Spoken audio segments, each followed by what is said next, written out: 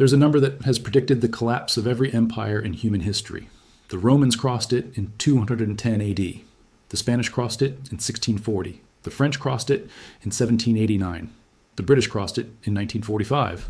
America crossed it in 2023. This number has nothing to do with military strength, nothing to do with cultural influence, nothing to do with technology or geography or leadership.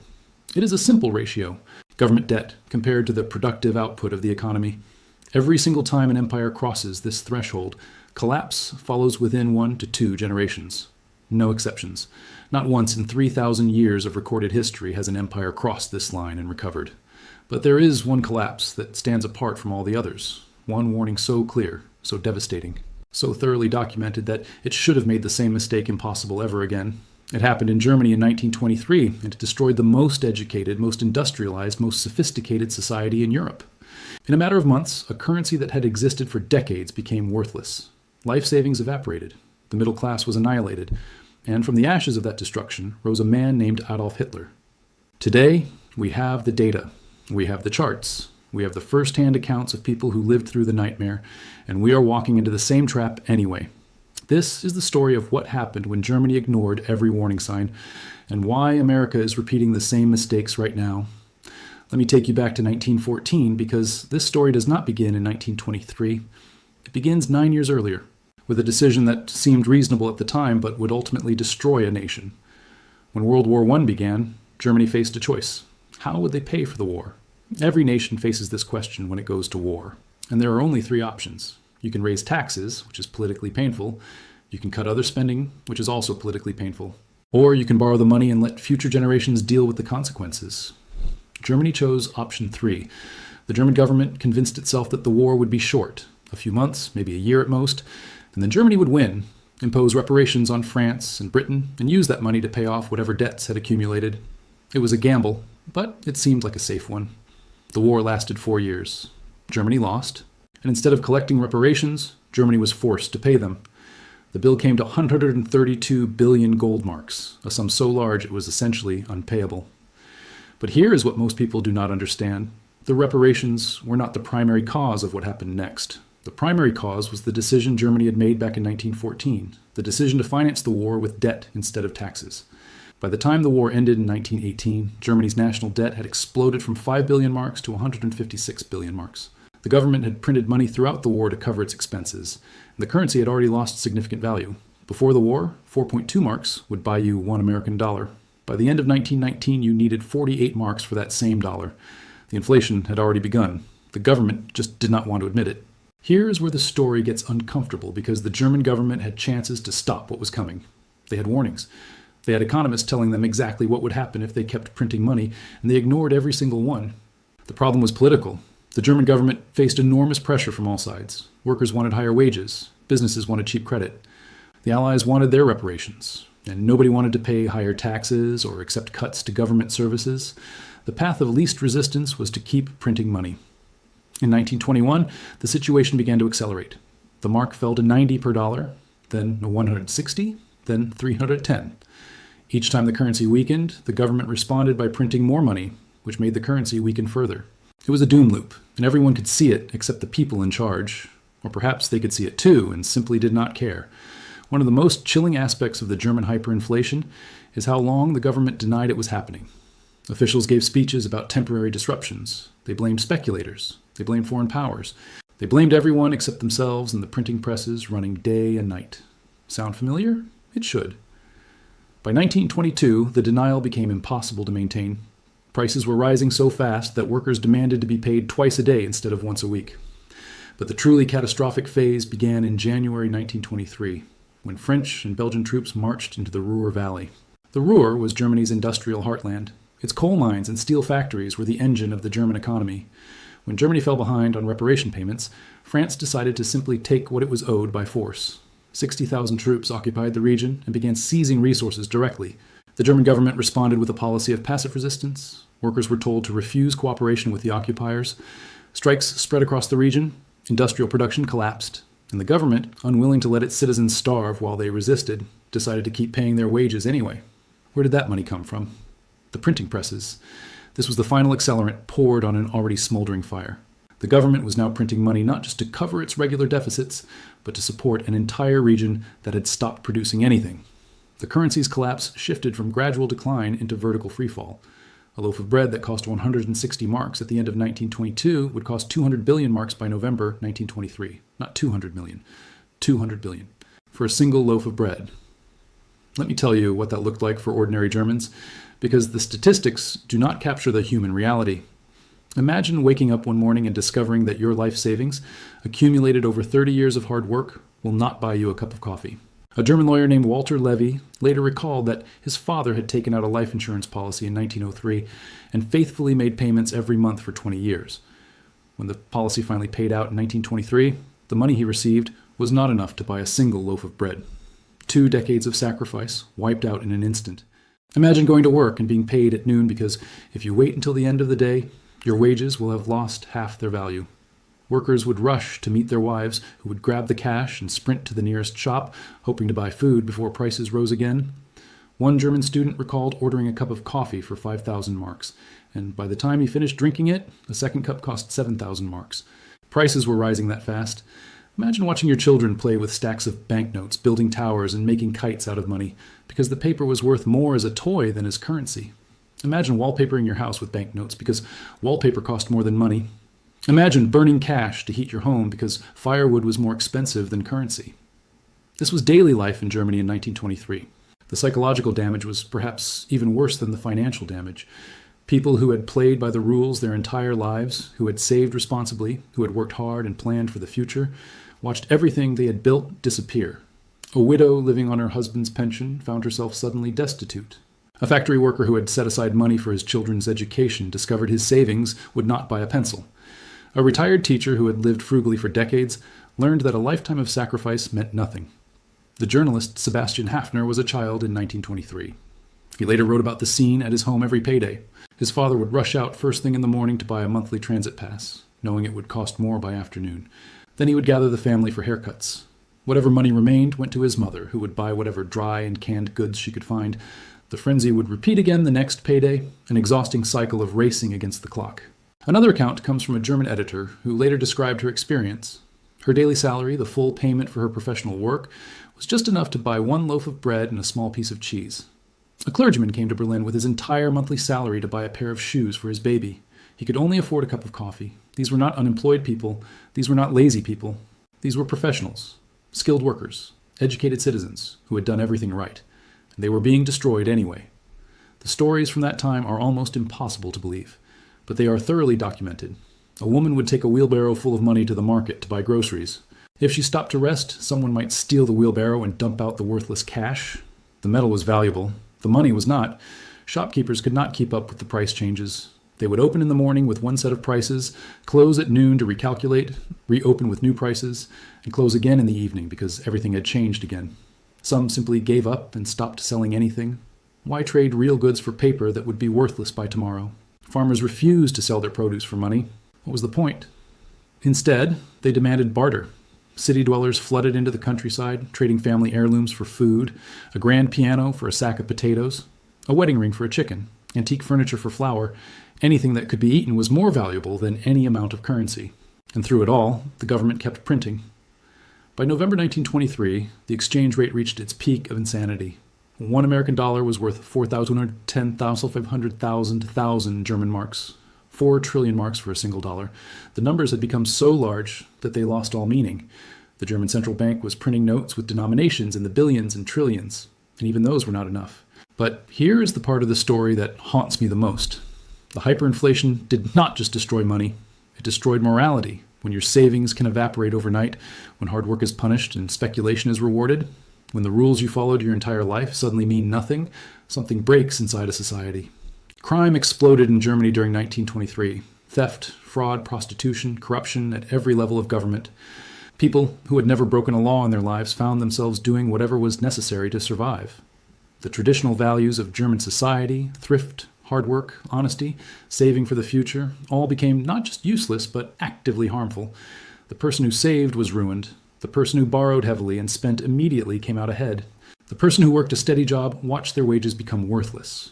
And while speculators who gambled on foreign currencies became rich, One historian described it as the inversion of all values. Everything that had been virtuous became foolish. Everything that had been shameful became smart. The social fabric that had held Germany together for generations was torn apart, not by bombs or bullets, but by worthless paper. There were winners in the hyperinflation, and that made the social damage even worse. Speculators who had access to foreign currency made fortunes. Industrialists who owned factories and real assets saw their wealth increase while their debts evaporated. Farmers who could demand barter for their produce lived better than ever, while city dwellers starved. The sight of some Germans growing rich while others lost everything created rage that poisoned the country for a generation. Stories spread of peasants using their new wealth to buy grand pianos, not because they could play, but because it was something to own. Tales of profiteers drinking champagne while widows begged for food. Whether these stories were true or exaggerated, they captured a feeling that would never fully heal. The middle class, caught between the ultra-wealthy who could protect themselves and the working class who had little to lose, was utterly destroyed. These were the people who had believed most strongly in the system. The doctors, lawyers, teachers, civil servants, small business owners who had followed all the rules and trusted in German institutions. They lost not only their money, but their faith. A generation of Germans learned that the rules were meaningless, that hard work and honesty were for fools, that the only way to survive was to grab what you could before someone else took it. This lesson would have consequences that extended far beyond economics, and in that chaos, extremism flourished. In November 1923, at the peak of the hyperinflation, a failed artist turned political agitator attempted to seize power in Munich. His name was Adolf Hitler, and his beer hall putsch failed miserably. He was arrested and thrown in prison. It should have been the end of his political career. But prison gave Hitler time to write Mein Kampf. And more importantly, the chaos of 1923 gave him a platform. Before the hyperinflation, the Nazi Party was a fringe movement with a few thousand members. After the hyperinflation, millions of Germans were searching for someone to blame, someone who promised to tear down the system that had failed them. Hitler offered exactly that. He blamed the Jews, he blamed the communists, he blamed the democratic politicians who had signed the Treaty of Versailles. He blamed everyone except the ordinary Germans who felt victimized and betrayed. And millions of people, their lives destroyed by forces they did not understand, were ready to listen. The hyperinflation was stabilized by the end of 1923, but the anger did not stabilize, the trauma did not stabilize, the radicalization did not stabilize. When the Great Depression arrived in 1929 and unemployment soared, all that suppressed fury came roaring back. Germans who had lost everything in 1923, who had watched their parents starve or their families break apart, were not going to trust the same institutions again. They wanted something different, something radical, something that promised to punish the people they blamed for their suffering. Hitler's vote share went from 2.6% in 1928 to 37% in 1932. The path from the wheelbarrow to the concentration camp was not straight, but it was real. But the trauma of 1923 did not go away when the currency was finally stabilized. The middle class, which had been the backbone of German democracy, had been wiped out. Their faith in the system, in the government, in the very concept of money had been shattered. And when the Great Depression hit a few years later, that trauma came roaring back. Hitler did not rise to power because of the 1923 hyperinflation alone, but the hyperinflation created the conditions that made his rise possible. It destroyed trust in democratic institutions. It created a population that was angry, humiliated, and desperate for someone to blame. It planted seeds of resentment that would bear terrible fruit a decade later. The connection between monetary destruction and political destruction is not a coincidence. It is a pattern that has repeated throughout history. When you destroy a currency, you do not just destroy money. You destroy the social contract that holds a civilization together. Now, let me tell you why this story should keep every American awake at night. The parallels between Weimar Germany and modern America are not vague similarities. They are precise, specific, and terrifying. Germany financed a massive war with debt instead of taxes. America has done the same thing. The wars in Iraq and Afghanistan cost over $8 trillion, almost all of it borrowed. The government made a choice to spend now and let future generations pay later. It is the same choice Germany made in 1914. Germany responded to economic problems by printing money. America has done the same thing. Since 2008, the Federal Reserve has created trillions of dollars out of thin air. The money supply has expanded at rates that would have seemed impossible a generation ago. The method is more sophisticated than running printing presses, but the result is identical. Germany's government was paralyzed by competing interest groups, unable to raise taxes or cut spending, so it chose the path of least resistance. America's government is paralyzed in exactly the same way. Democrats refuse to cut entitlements. Republicans refuse to raise taxes. Both parties refuse to touch military spending or address the structural deficits that everyone knows are unsustainable. The path of least resistance is to keep borrowing. Germany's leaders denied the problem until it was too late, blaming speculators and foreign powers instead of their own policies. America's leaders are doing the same thing right now. Inflation is transitory, they said. The dollar is strong, they said. There's nothing to worry about, they said. The Germans believe the same things about the mark. Let me give you some specific numbers, because the scale of America's problem is difficult to comprehend without them. America's national debt currently exceeds $37 trillion. That is more than the entire economic output of the country for a full year. The debt-to-GDP ratio has crossed 120%, a level that has historically been a point of no return for declining empires. The interest payments on this debt now exceed $1 trillion per year. That is more than America spends on defense, more than Medicare, more than any other category except Social Security. We are borrowing money just to pay the interest on money we already borrowed. The federal government is currently borrowing over $7 billion every single day. Not every month, every day. That is roughly $5 million per minute, around the clock, 7 days a week. The deficit is projected to reach $2 trillion annually within the next few years. These numbers are not sustainable. Everyone knows they are not sustainable. The Congressional Budget Office has been warning about this for years. Economists across the political spectrum agree that the current trajectory leads to disaster. And yet, nothing changes. Let me put these numbers in perspective. If you stacked $37 trillion $1 bills on top of each other, the pile would reach from Earth to the moon and back more than 5 times. If you spent $1 million every single day starting from the birth of Jesus Christ, you still would not have spent $1 trillion. America now owes 37 times that amount. The interest payments alone are now consuming more than 15% of all federal revenue. That means for every dollar the government collects in taxes, 15 cents goes straight to paying interest on old debts. Not building roads, not funding schools, not defending the country, just paying interest on money that was already spent. And here is the truly terrifying part. Interest rates are still historically moderate. If rates rise to levels that were considered normal in the 1980s or 1990s, those interest payments could double or triple. The government would face an impossible choice between defaulting on its bonds, slashing every other program to pay bondholders, or printing money to cover the gap. Germany faced exactly that choice in 1922. They chose to print. There's another parallel that rarely gets discussed. Germany in 1923 was not just dealing with domestic problems, it was dealing with a world that was losing faith in the mark. Foreign investors who had once been happy to hold German currency started dumping it. Foreign governments demanded payment in gold or other currencies instead of marks. The more foreigners fled the mark, the faster it fell. America is seeing the same dynamic begin. China has been steadily reducing its holdings of U.S. Treasury bonds for years. Russia has almost entirely eliminated dollars from its reserves. Saudi Arabia has begun accepting payment for oil in currencies other than dollars. The BRICS nations are actively building alternatives to the dollar-based financial system. None of this means the dollar will collapse tomorrow. But it does mean that the cushion America has long enjoyed, the ability to print money because the world needs dollars, is slowly deflating. Germany thought its currency was essential to European trade. They discovered that essentialness has limits. Germany ignored the warnings too. Here's what happened when Germany finally stopped the printing presses. In November 1923, the government introduced a new currency called the Rentenmark. One Rentenmark was worth 1 trillion old marks. The exchange rate was pegged to gold and strict limits were placed on money creation. The hyperinflation stopped almost immediately. Within weeks, prices stabilized. Within months, the economy began to recover. It worked, but the cure was brutal. To make the new currency credible, the government had to balance its budget immediately. That meant massive cuts to government spending. Public workers were fired by the hundreds of thousands. Salaries were slashed, pensions were reduced, services were eliminated. The German people, exhausted by months of monetary chaos, accepted these measures without protest. They were willing to endure almost anything for stability. But the damage had been done. The savings of the middle class were gone. The trust in institutions was shattered. The political radicalization had taken root. America will face the same choice eventually.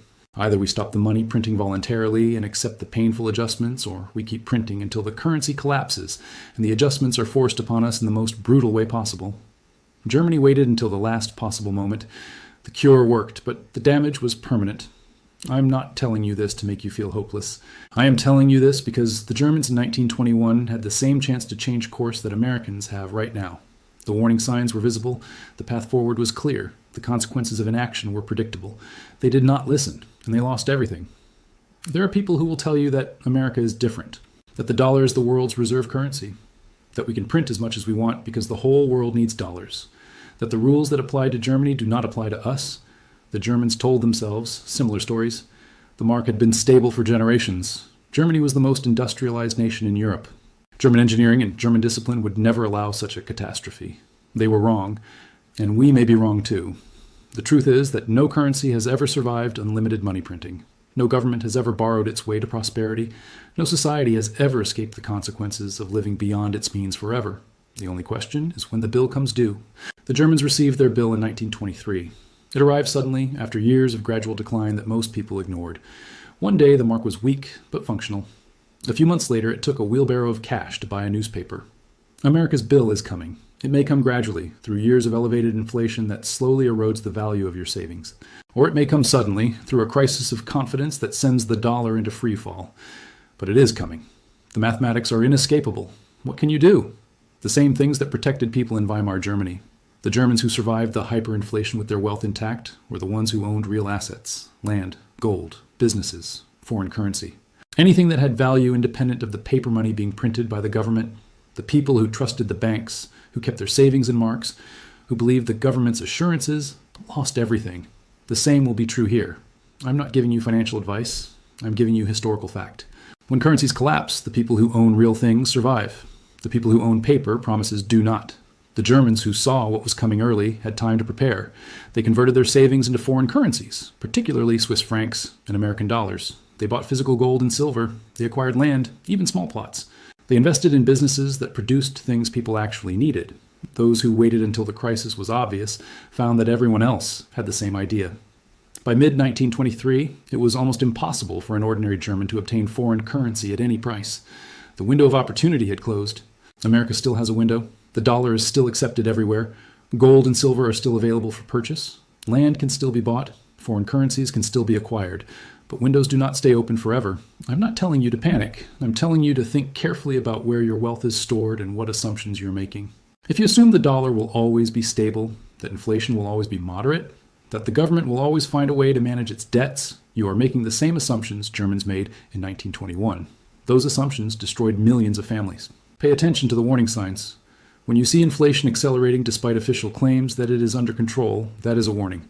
When you see the government borrowing more and more to cover basic expenses, that is a warning. When you see foreign countries quietly reducing their holdings of American debt, that is a warning.